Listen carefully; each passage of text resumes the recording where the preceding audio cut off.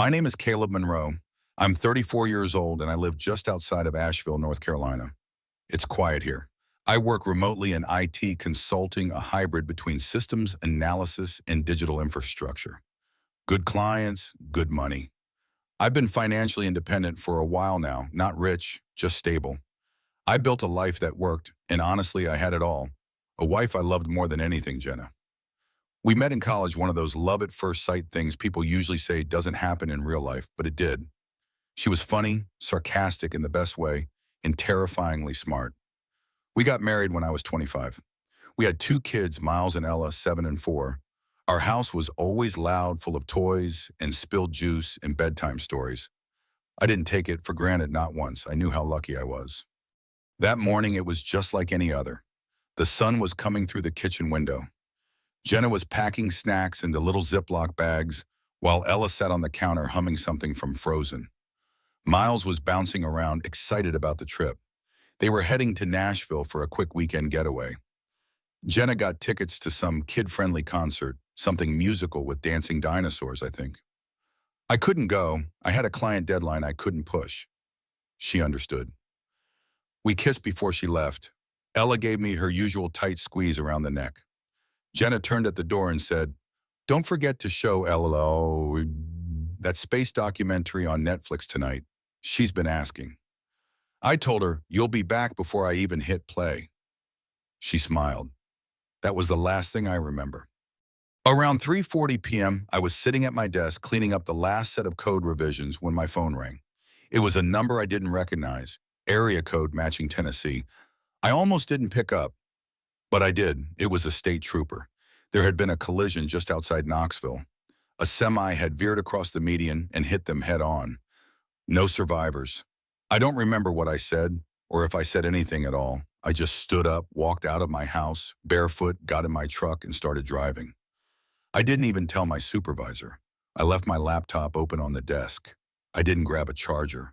I don't know how I made it there. 2 hours later, I was standing behind a line of orange cones and police tape, staring at a crumpled minivan with a child's pink shoe lying in the grass nearby. Someone from the fire department offered me a bottle of water. I couldn't hold it. My hand was shaking too hard. They took me to identify the bodies. I signed papers. Everything became mechanical. I just kept thinking, this isn't real. This isn't my life. But it was. I drove home that night alone. The house was pitch black. Their shoes were still by the door. Ella's coloring book was open on the living room rug. Jenna's coffee mug was in the sink. I sat on the couch for hours, I don't know how long. I couldn't cry, I couldn't move. My body felt like it belonged to someone else. And then the sobs came violent, guttural. I screamed until my throat gave out. The next morning, I woke up on the floor still wearing the same clothes. I didn't brush my teeth. I didn't eat. I didn't check my phone. Everything I loved gone in a single day. After the funeral, I came home and sat in my car for 40 minutes. The driveway looked exactly the same. Jenna's favorite hanging plant was still swaying on the porch. The wind chimes were moving. The world kept moving, but something inside me had stopped. When I finally walked inside, the silence hit like a punch to the chest, the kind of silence that makes your ears ring, the kind that fills the whole house and leaves no room for air. Their shoes were still by the door, Miles's little red sneakers, Ella's glittery sandals. They hadn't even been put away. The house, it didn't feel like a home anymore. It felt like a grave. I didn't turn on the lights. I just went upstairs. The kids' rooms were untouched. Ella's stuffed rabbit was tucked under her pillow. Miles had left a drawing on his desk, a T-Rex fighting a robot. Jenna's side of the bed still smelled like her shampoo. That night, I slept on the floor beside our bed. The funeral itself, I don't remember much. People said kind things, hugged me, brought food. Some cried harder than others. A few looked more uncomfortable than sad. One guy from my office gave me a Bible verse he wrote on a folded napkin. I thanked him, then forgot what it said 10 seconds later. But after the funeral, the people faded. The messages stopped. The phone didn't ring anymore. The house got quieter. I stopped answering emails.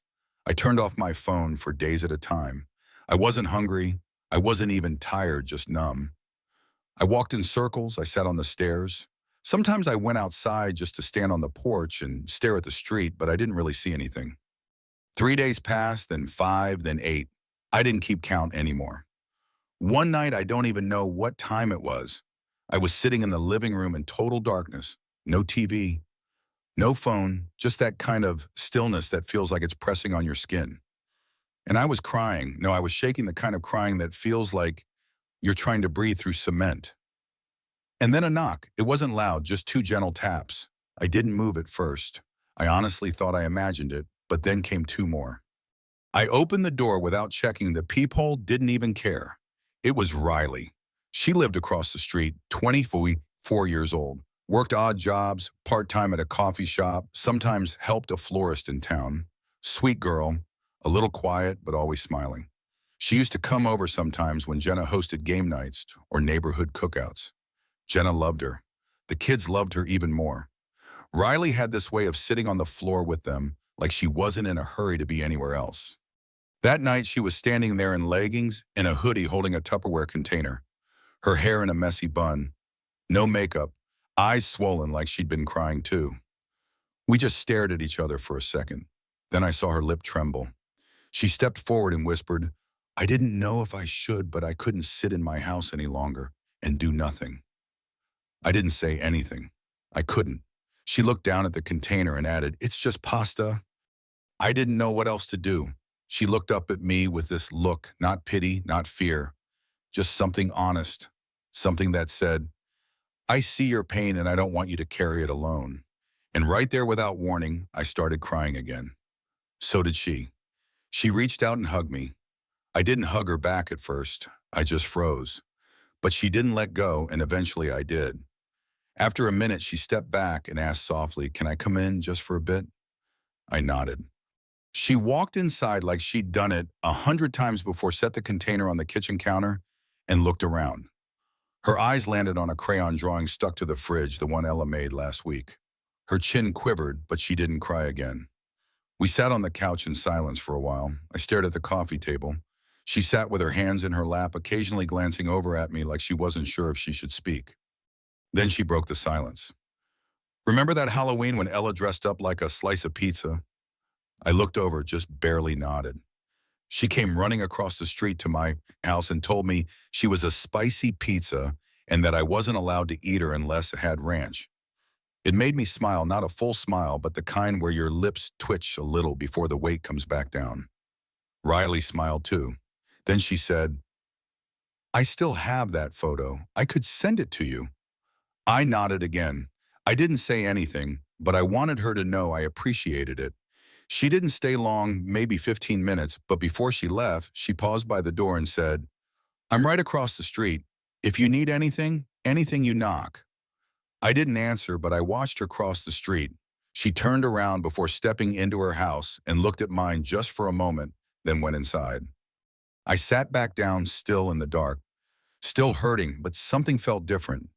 Not better, not lighter, just not completely alone. I didn't expect her to come back. I thought maybe that one visit was a moment of kindness she gave into, like when someone impulsively pays for the coffee of the person behind them and then moves on with their life. And honestly, I wouldn't have blamed her.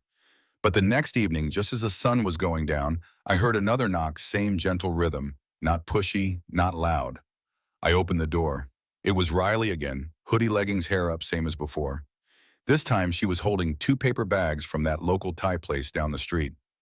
"Didn't feel like pasta again," she said, and gave me a faint smile. "Figured you probably didn't either." I wanted to tell her not to waste her time, that I wasn't worth it, that I wouldn't even eat, but I didn't say anything. I just stepped aside. She came in like she'd done it 1,000 times, walked straight to the kitchen, unpacked the food, grabbed two plates. She didn't ask, she just set the table. Then sat down, looked up at me like, "You going to sit or not?" So I sat. The food smelled good, but I just pushed it around with my fork. "Eat," she said, not in a demanding way, more like a sister scolding a stubborn brother. "It's okay if it tastes like cardboard. Just eat." I took a bite. It wasn't amazing, but it was warm. She didn't ask questions, didn't talk about the funeral or Jenna or the kids. She just told me about work, how some tourist couple ordered 7 different lattes and complained about all of them. I didn't say much, but I listened. Before she left that night, she packed the leftovers in the fridge, wiped the counter, and said, "I'll swing by tomorrow if well, that's okay." I didn't answer, but I didn't say no. And then she did. She came back every single day, sometimes just for 10 minutes, sometimes for an hour. Sometimes she brought food, sometimes she didn't. One day she brought over a deck of cards and forced me into a half-hearted game of Go Fish. Another day she brought a stack of old coloring books Ella had left at her place and laid them on the table without a word. I didn't know how to process it. The people who said, "I'll always be here for you," disappeared within a week. The ones who dabbed off lasagna never came back. But Riley, she didn't promise anything. She just kept showing up. There were days I didn't want to see her when she knocked, and I almost didn't open the door, but I always did, because in the silence, her voice was the only one that didn't make me flinch. After a few weeks, she started pushing me gently. "Come outside," she'd say. "It's nice out. Just sit on the porch. You don't have to talk." At first I refused, but she kept trying every day until one morning I gave in. We sat on the porch. I didn't say anything. She didn't either. She just handed me a mug of coffee and stared at the tree line with me. It became routine mornings on the porch, evenings at the kitchen table. Sometimes we'd go for a short walk around the block, just 10 minutes, but it was more than I'd done in months. She brought normalcy into a life that had forgotten what normal looked like. One rainy Tuesday, she showed up with a beat-up box full of old photos. These were in my closet. Jenna gave me some of these after Ella's third birthday. We went through them in silence, one by one. There was one photo of Miles asleep with a juice box still in his hand. I couldn't stop staring at it. My hands started shaking. I had to get up. I went outside, sat on the steps. I didn't hear her follow me, but she did. She just sat beside me, didn't touch me, didn't say anything. And after a few minutes, I said, "I think I forgot how to breathe." She whispered back, "I'll remind you every day if I have to."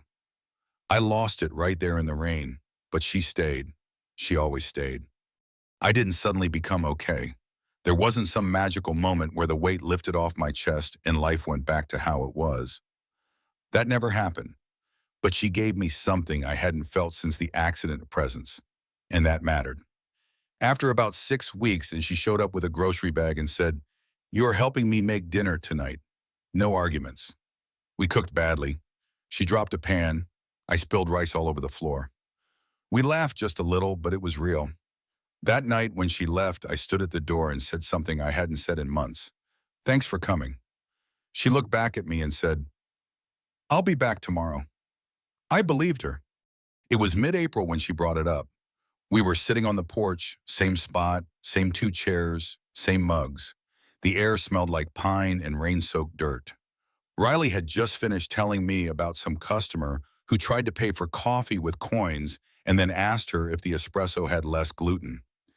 I smirked. First real one in a while. Then she said it. "You ever been up to Silver Point Hill?" I shrugged. "Maybe once years ago. Why, there's this spot I like," she said. "It's quiet, no people, just the view. I go there when everything feels too heavy. Thought you might want to see it." I hesitated. I hadn't left my neighborhood in months. The idea of being anywhere outside my comfort zone, even 10 miles out, made my stomach tighten. She saw it in my face. "No pressure," she added. "Just think about it."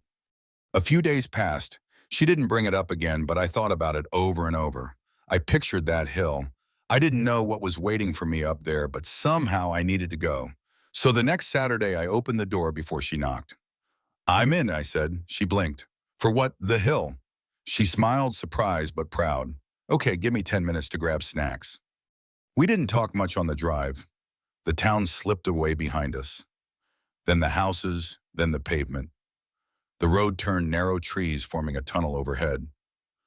We parked at a gravel pull-off, climbed a short trail lined with damp leaves and moss, and then we reached it. Silver Point. You could see the entire valley from there. Rolling hills, tiny rooftops, distant roads threading through trees. It was the kind of view that doesn't need words. We sat on a blanket Riley had packed. She handed me a bottle of water and a granola bar. I took both, even though I wasn't hungry. Minutes passed in silence. The wind moved slowly. And then she said, "I know this doesn't fix anything." I turned my head. She wasn't looking at me. Her eyes were on the horizon. I know, I replied. I didn't bring you here to distract you, she added. I just, I don't want you to forget what the world looks like outside that house. It's still here, even if it feels like yours isn't. I nodded. She turned toward me, now voice lower, slower. Caleb, I watch you die a little bit every day since that accident. I know you think no one sees it, but I do. I see it. I feel it. I stared at the ground, my hands clenched around the water bottle. I'm not asking you to be okay, she said, but I'm asking you to let the pain move through you, not bury you, because I promise you, Jenna wouldn't want you to keep punishing yourself like this. The wind picked up. I felt tears in my throat, that tightening, that burn. She leaned in slightly. You think you're being loyal to their memory by staying broken, but you're not. You're just staying stuck. I didn't respond right away. I couldn't. But I looked at her, really looked at her, and saw it in her face, the exhaustion, the quiet strength, the loyalty she never once claimed, just lived. I swallowed hard. I don't know how to move on, I said. I don't think I want to. She answered gently, then don't move on, just move forward, one step. That's all. The sun began to dip behind the hill's shadows stretching across the grass. We stayed there in silence again until I finally said, thank you for not giving up on me. She gave a sad smile. Some people are worth the fight. The ride back was quiet but not heavy. Not the silence that eats at you, the kind that fills a space like a blanket. When we got home, I didn't go straight inside. I stood in the driveway for a minute staring at my house, the same porch, the same swing, the same door that used to open to laughter. But that night when I stepped inside, it didn't feel as cold. I didn't know what was happening between me and Riley. It wasn't love, not in the way I had known it. It was something more patient, more quiet.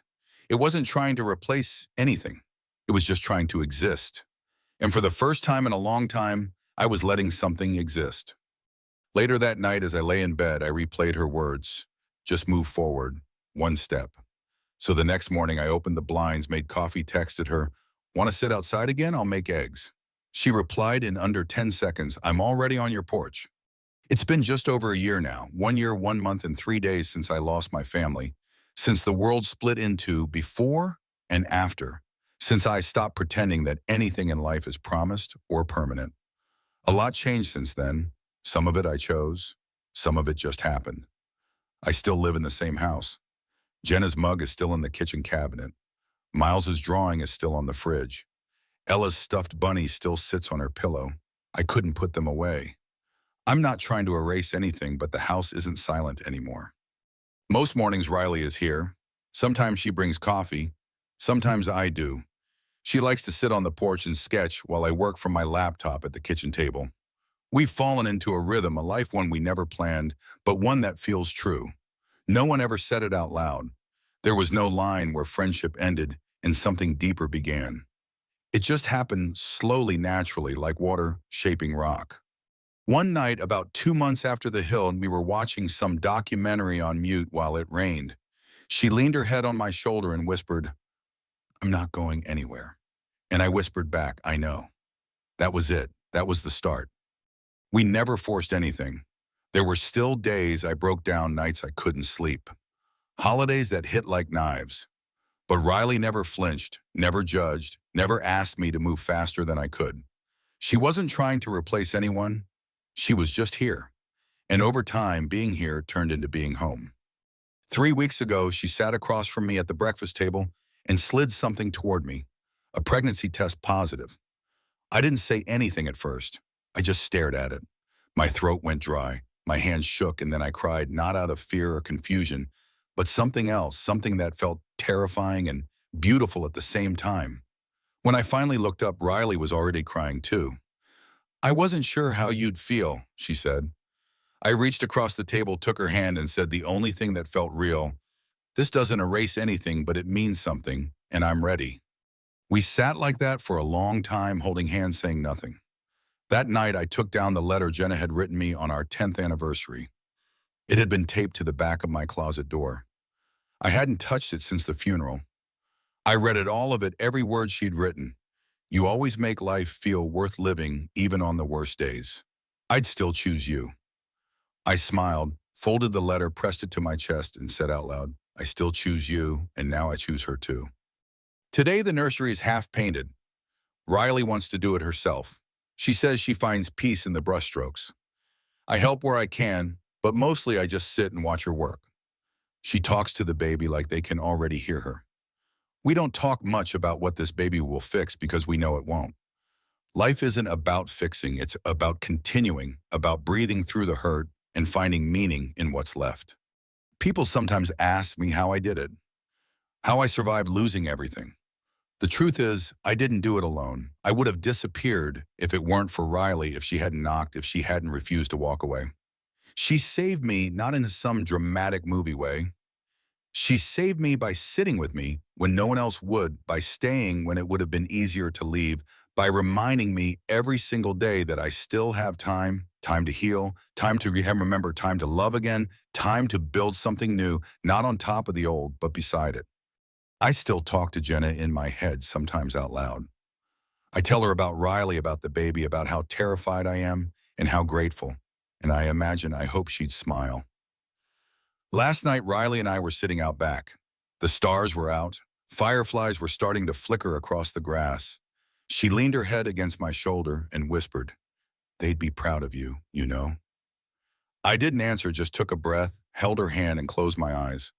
And for the first time in a long time, I felt whole, not the same, not fixed, but whole in a way I never thought I'd feel again. We're having a daughter. We haven't picked a name yet, but we're close. And when she's born, I'll tell her all about her brother and sister, about the mom I loved and still love, about the woman who showed up when the whole world went quiet and reminded me that even in the worst pain, life goes on. The story of Caleb and Riley delivers a heart-wrenching lesson. Even in the deepest grief, healing begins when someone chooses to stay. Caleb's world shattered with the loss of his wife Jenna and children Miles and Ella, leaving him in a suffocating silence where time seemed to stop. Riley, a young neighbor, didn't offer grand promises or try to fix his pain. Instead, she showed up day after day with pasta, Thai food, or just her presence, refusing to let Caleb drown in isolation. Her quiet persistence teaches us that love and support aren't about erasing someone's sorrow, but about sitting in it with them, offering a lifeline through simple, steady acts of care.